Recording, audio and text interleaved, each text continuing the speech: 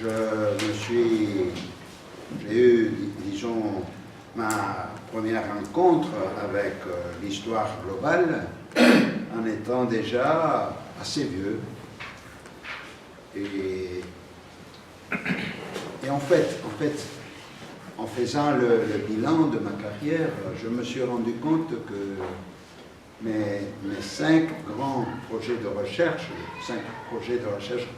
que j'ai entrepris pendant mes 50 ans de carrière, ont commencé dans le local et ont fini dans le global.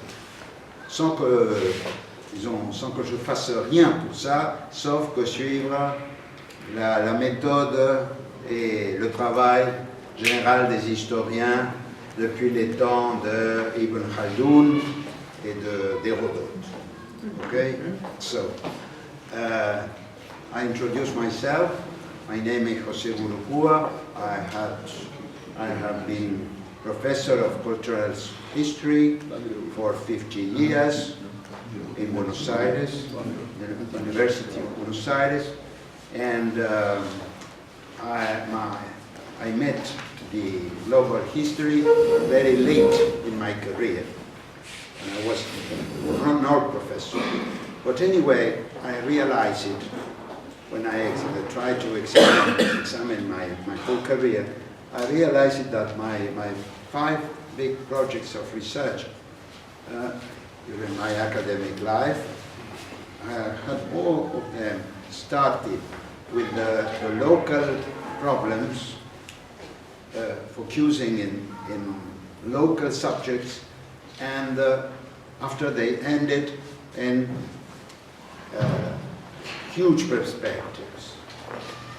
I'm not sure that these huge perspectives belong to the field of global history, but the scale is more or less the same.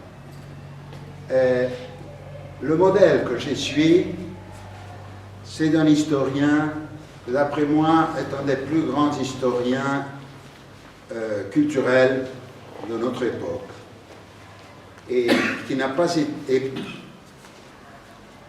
été mentionné ici, quoique il a fait des études qui aboutissent aussi à une perspective d'histoire globale. Je parle d'un Italien qui s'appelle Carlo Ginzburg.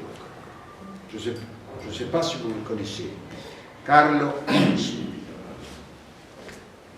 Donc, je vais écrire son nom ici. Carlo Ginzburg. C'est paradoxal, parce que Carlo Ginzburg a été un des créateurs de la micro-histoire. Micro-history, la micro-histoire, c'est-à-dire l'étude d'une situation très petite où l'on peut trouver les grands conflits de l'époque. Ça, c'est un peu l'idée de la micro-histoire. Donc, je le dis en anglais, ça. J'essaie de le dire en anglais. So, my model is the work by Carlo Ginzburg. I think he is the most relevant culture historian of our times. He's an Italian. He has been professor of the Istituto di Pisa, la Scuola Normale Superiore di Pisa, the great institute of research in Italy. So he and Giovanni Levi and Grandi, 3 great Italian historians, created this way of writing history, which is called microhistory. The idea is that studying deeply a local phenomenon, you can find there in miniature the great conflicts of the time. So and this is what Ginzburg tried to do. his major work of microhistory is a famous book.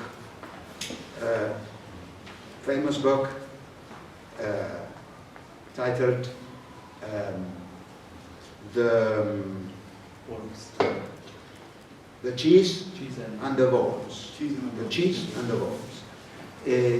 It's the story of a miller. It's a miller? You say a miller? The guy who works in a mill? It's a miller. It's the story of a miller who had whimsical and wonderful ideas about the world, about God, about social tensions, and he talked a lot about these whimsical ideas he had to the other members of the community. So, and it was obviously, these were ideas who went against the ideas of Catholic Church. So he was denounced, you say? Denounced to the Inquisition, and he was sued, and finally condemned, sentenced to death. But this is that Ginsburg found a whole archive on this individual and this trial, this judgment.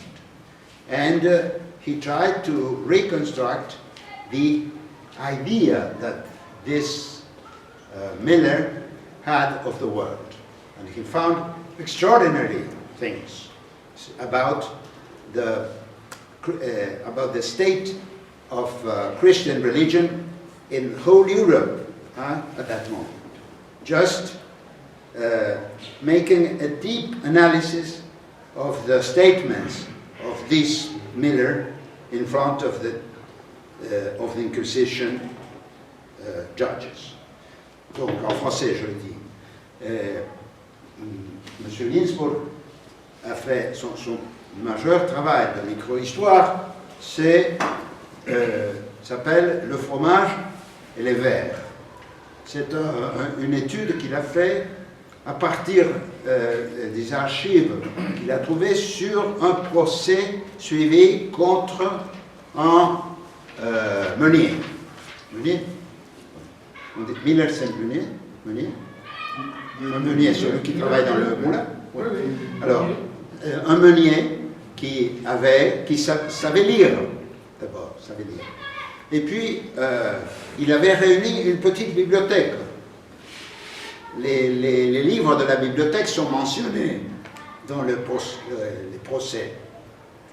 Car on est allé chez lui, on a confisqué les livres. Donc, ils sont mentionnés.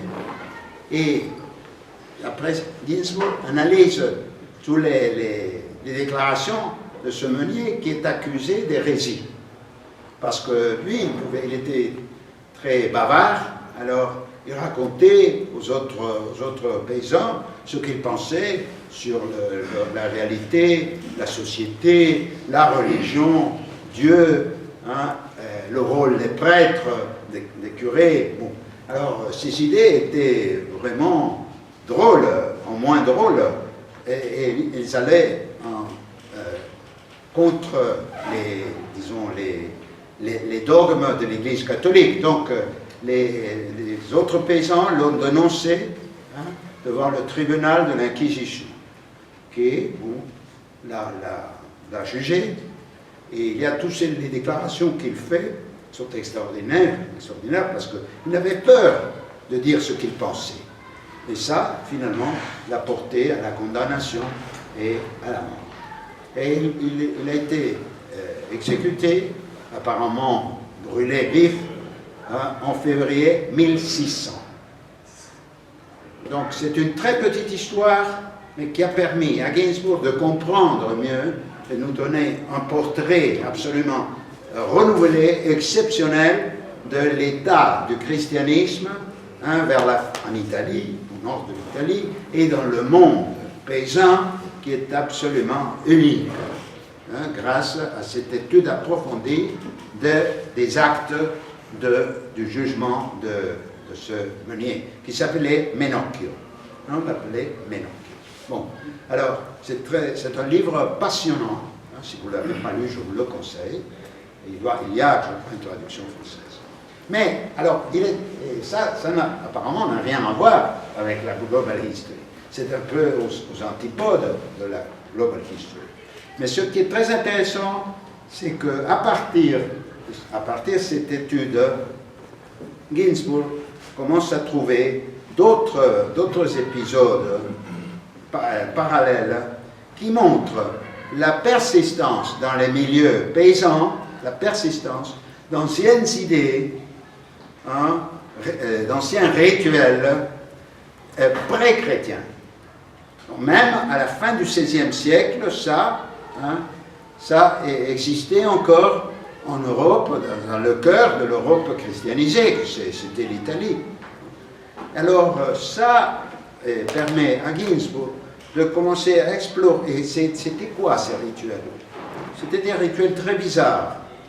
Il y avait des personnes marquées depuis la naissance par un défaut dans la marche ou par quelque très exceptionnel de la naissance, du moment de la naissance.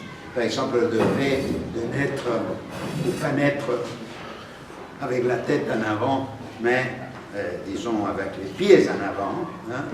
Donc ça c'était une marque de naissance très importante. Et ces individus avaient la faculté, avaient la vertu, disons, de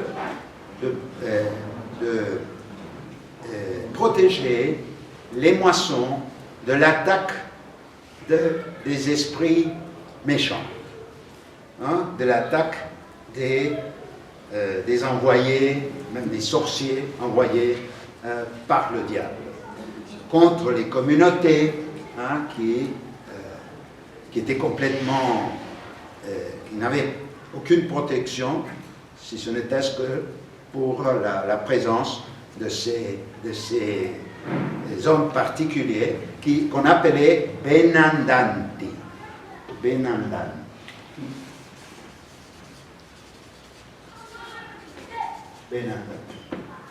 Donc, les benandanti, c'était ces hommes marqués depuis la naissance qui avaient cette capacité de se réunir quelques nuits particulières, se réunir et sortir et faire face aux sorciers qui attaquaient les villages pour s'approprier des moissons. Donc, l'Église était un peu surprise quand on a découvert l'existence de ces groupes. Au début, on ne savait pas où le mettre, où les classer, mais finalement, après quelques procès, on a, disons, la pression dans les interrogatoires a fait que finalement ces benandanti, qui se considéraient des hommes bons, qui se battaient hein, pour le bienfait de ses camarades, de ses amis, de leurs camarades, leurs amis, hein, donc étaient des bienfaiteurs, eux-mêmes se sont convertis en malfaiteurs et se sont accusés d'avoir fait un pacte avec le diable. Donc, ils ont été poursuivis, bien sûr, éliminés. Donc, in English. So, after this work on the Miller of the end of the 16th century, Menocchio,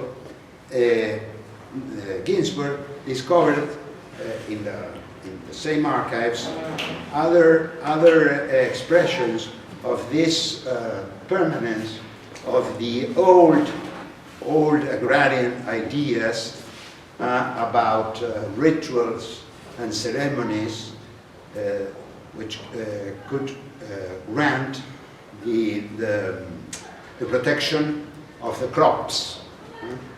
And this was especially important and intense in the same region of Italy where he found the figure of Menocchio, the northeast of Italy. Where there was a group of people called the Benandanti, men, who were born with some kind of sign in their bodies. And this, with this sign, they received the capacity of fighting successfully against the bad spirits and the sorcerers, you see, the witches, but the male witches who attacked the villages to destroy the crops. So these were the so-called Benandanti, and it was a moment in the year when they went out in the countryside, and they fought imaginarily with the devils and the bad spirits trying to capture their crops. So they were obviously, finally they were sued by the Inquisition. The Inquisition couldn't understand very well the matter, and but after 3 or 4 crosses against them, the pressure was so intense, the pressure of the interrogatories, of torture too, they were tortured, was so big that they finally accepted themselves to be agents of the devil. It's a very interesting process of self-accusation. But if you think in the process of Stalin in Russia in the 30s, it's not very different. People ended by auto-accusations in the same way as in Benandanti. But the question is that after that, Ginsburg made a systematic research on agrarian history, trying to find similar groups in other places of Europe, in Britain, in the northwest of Spain, in Bohemia, in Hungary, in the Dalmatian countries. And he went even farther. He went to Asia, to the Caucasus, and he found, always with different names, of course, but he found similar groups of individuals, of peasants, who had this special mark on the bodies and the capacity of fighting against bad spirits. So, donc, Ginsburg est allé plus loin, disons, que la découverte de ces Benandanti, et a commencé à étudier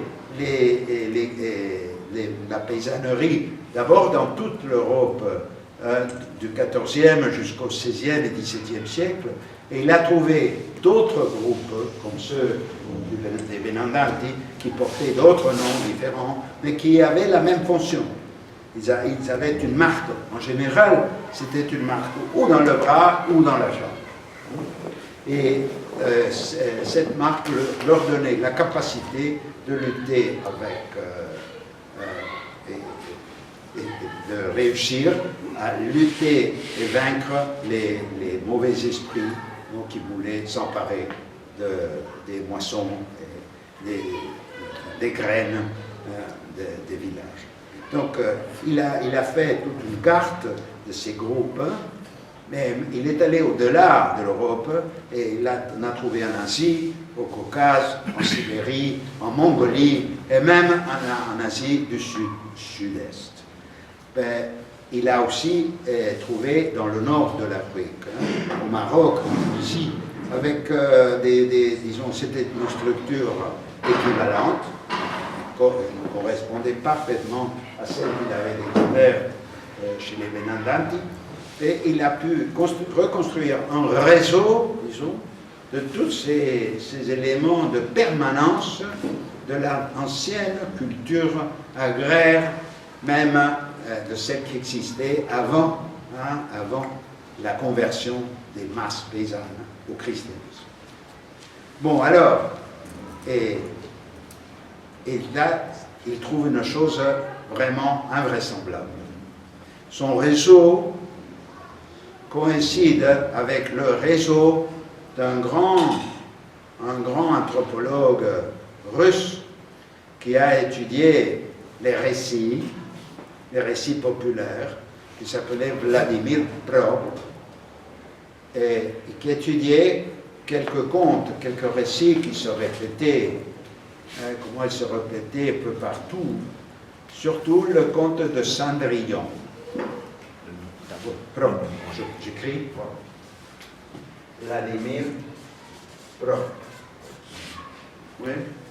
Donc, ce qu'il a découvert, c'est que ce conte de Cendrillon, vous connaissez le conte, c'est cette jeune fille qui est maltraitée par la belle-mère, par les belles-sœurs, qui est très maltraitée, et finalement, c'est sa maman qui est morte, et qui se présente comme une fée, et l'aide à s'en sortir, transforme en comment est-ce qu'on dit en français ça? A pumpkin, comment est-ce qu'on dit? Une calebasse. Une citrouille. Il peut convertir la citrouille en carrosse, les haillons de la jeune fille en des vêtements gracieux, brillants. Bon, c'est le conte de Cendrillon. Et puis elle va dans une fête chez le prince, elle finit par épouser le prince. Alors, mais ce qui est essentiel dans ce récit, c'est l'aide de la maman morte, qui apparaît là, non? Et qui apparaît là, ayant aussi un signe dans la jambe, toujours, dans toutes les versions du conte. Et Prop a trouvé des versions de ce conte depuis l'Irlande jusqu'à Sicile, depuis l'Espagne jusqu'en Russie et au-delà. Ça arrive jusqu'à l'Asie du Sud-Est, le Vietnam, le sud de la Chine, et de l'autre côté, en Afrique, ça arrive jusqu'au cœur même du continent. Il y a des versions du Kenya, en Ouganda, on trouve des versions de cette fille malmenée par la belle-mère et qui reçoit l'aide, le secours de sa mère morte pour s'en sortir et pour pouvoir finalement épouser le prince. Bon, alors, et il trouve que ce réseau qu'il a construit de tous ces groupes qui se ressemblaient à ceux de Nandan, c'est un réseau planétaire. Nous sommes vraiment à l'échelle globale. Coïncide avec le réseau de les différentes versions du récit de Cendrillon. Alors, c'est très intéressant ça, parce qu'il finit à une échelle globale. Mais qu'est-ce qu'il découvre alors?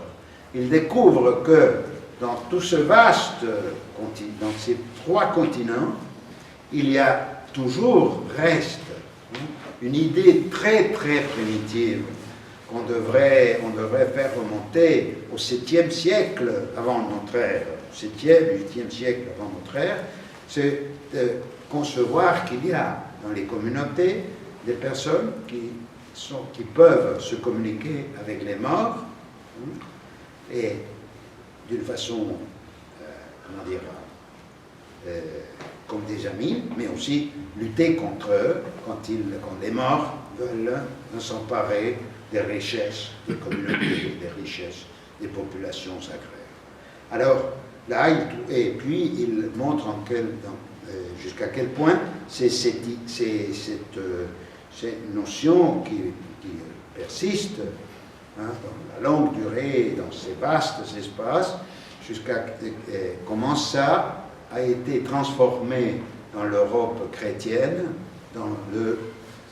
Il étudie, je n'ai pas le temps de vous parler de toutes ces métamorphoses, comment ça s'est converti dans l'idée d'un pacte satanique entre quelques personnes et le diable. L'origine de la sorcellerie, il le trouve dans la persistance de ces groupes de Benandanti et ses équipements. Bon, c'est une grande... Eh bien, ce qui m'importe ici de souligner, c'est la convergence que Ginsburg fait entre le petit, oui, le Benandanti, c'est très, très local, et l'énorme. Embrasse toute l'Eurasie et la moitié de l'Afrique, énorme. Et aussi la convergence qu'il trouve entre l'histoire et la morphologie, et l'anthropologie en fait. Parce que ces récits ou ces idées par rapport au groupe des paysans qui luttent, ont une racine commune apparemment. Là, il y a un grand problème, que c'est quoi? Est-ce la coïncidence est une coïncidence morphologique? On la trouve parce que ça, c'est comme une émanation de l'expérience humaine partout, où il y a une origine historique. Et pourquoi elle se fait cette demande? Parce que le récit est très compliqué. L'idée de ce groupe, avec les signes ambulatoires, et l'histoire qu'ils sortent dans les nuits pour lutter contre les démons, contre les diables, c'est très compliqué. Alors, cette complication, on peut seulement peut-être expliquer parce qu'il y a une origine historique commune. Alors là, ça c'est compliqué, ça c'est très... On peut le discuter, hein, si c'est structurel, morphologique ou bien c'est historique. Mais vous le trouvez dans un livre qui s'appelle Histoire nocturne. Nocturne. C'est bien l'adjectif? Histoire nocturne. Histoire nocturne. Et en anglais, ça s'appelle Ecstasy. Mais bon, je voulais parler des éléphants, mais puisque je peux les montrer, je vous parle de ce que c'est le cadre où j'ai trouvé l'histoire globale. Dans un historien qui ne voulait pas faire l'histoire globale, mais qui est parti de la micro-histoire. C'est un peu paradoxal. Mais est-ce qu'aujourd'hui encore on fait la micro-histoire? Oui. Il y a des historiens qui font la micro-histoire telle que Ginsburg l'a fait? Oui, il y en a. Hein? Oui, il y en a en Italie, en France, oui, il y en a des gens qui font la micro-histoire. Oui. À partir des archives, des anciennes des archives locaux. Okay. Le fait, c'est que Ginsburg a converti ça, a répliqué ça, de façon qu'il arrive à une échelle planétaire, une échelle globale. Voilà, c'est là. Mais il part de ces analyses locaux. Mais quand les Africains... Vous avez compris? Je ne sais pas si vous comprenez bien ce que je dis. Quand les Africains qui ont tenté... Si, vous avez compris. Oui. Il faut que je traduise en anglais. Si, pour les autres. Il faut que je traduise en anglais. Did you understand him? Does he have to... Mais it's necessary that I translate into English. You can make just a summary in English. Yes, okay. Not to translate. So, I told you that when he discovered this group of Benandanti and all other similar groups all over Europe and Asia, even arriving to the south of China and the southeast of Asia, he realized that this network he found coincides with the network found by the great Russian anthropologist Vladimir Prof, who studied the popular narrator. Tales. So, Popular tale. Popular tales. That's it. popular tales. So Brock discovered the huge spread of one particular tale, was the Cinderella, the story of Cinderella. You know the story of Cinderella, more or less? No? Yes. Cinderella is the maid who is ill-treated by her mother-in-law and her sisters-in-law, and her mother, dead, comes to help her. And she succeeds, and she marries the prince, but thanks to the help of her mother.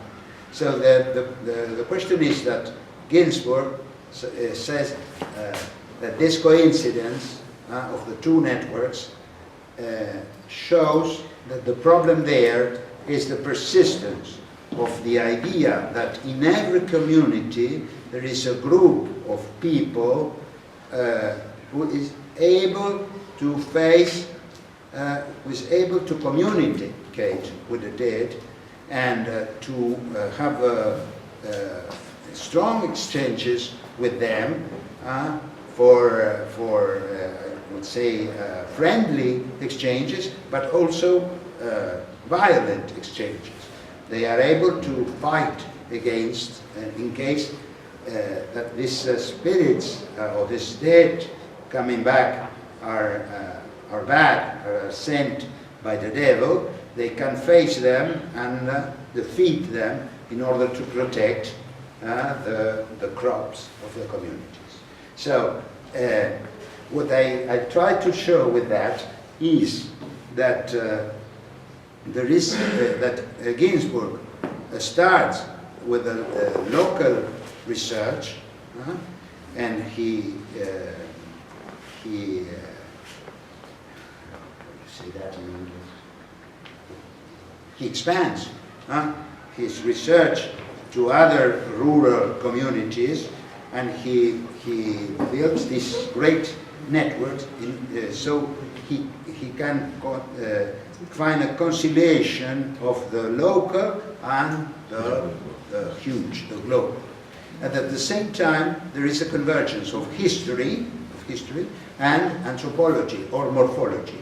Because the question could be, this coincidence of the structure of the tales and the structure of the beliefs in this kind of people, as Benandanti were, so this coincidence is historical because there is a common origin in a moment around the 8th or 7th century before our era.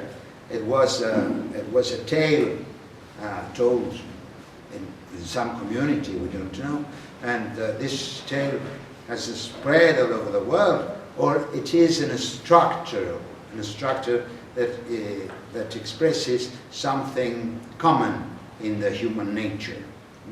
That's the discussion, because as a structure, it's very complex. It's not a simple structure. So the question is valid. Is that we must look for a common origin, historical common origin, or we accept these coincidences and this network as an anthropological and morphological phenomenon. So that's interesting, I think, because you have the problem of the scales, local, global, intertwined with this other problem of morphology and history. Okay, so it's hard for me to. No, wait. So why the elephants? I try to show why the elephants. What is the relationship between the elephants and horses? I try to explain. Well, I try to explain my model. My model is Carlo Ginsburg, because I try to imitate him in my own research. Okay, so and I made 5 great researches in my career. 2 related to the circulation of images, and I started with images in the northwest of my country, in the middle of the highlands, in the middle of the mountains, communities completely isolated, and trying to discover some the origin of some iconographical details in the images, I arrived to the center of Germany and to Persia. But I could reconstruct all the sequence of all the points that this transmission of images followed before arriving to this isolated village in the middle of the Andes to produce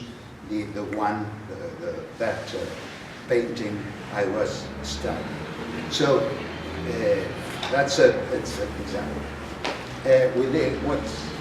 That's an example. This was a moment in my career. After I tried to explain historically, it was a more serious subject, to explain historically the massacre of 30,000 people in my country during the last dictatorship, how this could be possible. So trying to explain that, well, I had to study, I had to build and explore the problem of massacres and genocides all over the world. From the first big genocide of the 20th century, the massacre in Namibia against the Herero, until the massacres in Rwanda, Burundi. And well, so I started with a small object, which was the tragedy of my own country, and to embrace the whole problem of massacres in the 20th century. So I wrote a book about that, which is how do these things happen. It's about the way in which massacres are represented and narrated in order to try to understand what was going on there. How was it possible that human people made this kind of atrocities, the elimination of huge and whole communities? So, and the last one is this about elephants. Why? Well, I'm not going to show the images because there is no more time. I leave the place to my colleagues. And, bon, alors, je le dis en français, que c'est... Donc, j'ai toujours essayé d'appliquer le modèle de Ginsburg à mes propres recherches, qui ont toutes commencé par le petit, par le local, pour s'élargir après jusqu'au global. D'abord, quand j'étudiais les images, quelques images particulières que je trouvais au nord-ouest de mon pays, dans le haut plateau, dans les hauts plateaux des Andes, donc quelques images qu'il fallait étudier, parce que les communautés me l'avaient demandé, les communautés propriétaires de ces tableaux, qui avaient ces tableaux dans leur chapelle. Donc j'ai essayé de reproduire la circulation et la transmission de cette image, et j'ai trouvé que les images avaient leur origine dans quelques ateliers flamands du XVIe siècle et d'autres dans quelques ateliers chrétiens de la Perse des Safavides. Et que ça a conflué, ça se transmettait dans d'énormes, très longues séries d'étapes jusqu'à arriver à cette petite chapelle, comme un dessin qui était